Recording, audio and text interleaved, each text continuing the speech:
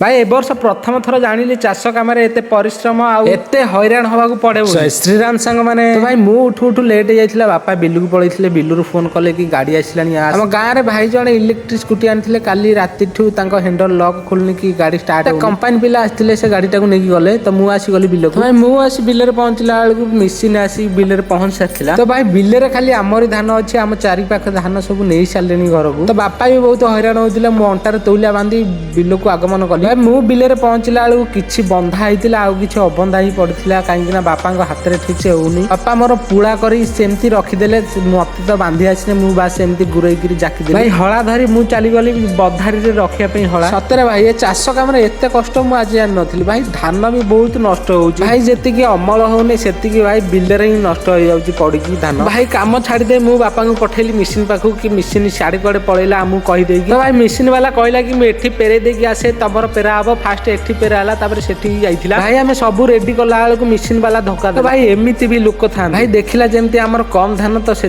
पलैला जो बेसी धान तो भाई मु सब धान को बधारी करदे मु पलि आसली घर को खाइबा वो मोर सकाल सकाल आलू पोड़ी देइथिला तापर मु गली बारिकी कंचा लंगा आ धनिया पत्र कंचा लंगा धनिया पत्र टिके धोई दे मु आसला बेलू बो मोर पखाल बाढ़ी देइथिला तो भाई बो आनी पोड़ा आलू को छड़ेकी देदेला कि मु बो कहली कि टे दली दे भाई मार हाथ जो बाजिबो ना पूरा अमृत भाई आपण माने सकाल सकाल कौन खाती कमेंट सेक्शन में निहाती जानवे एतिक रोचे जय जगन्नाथ।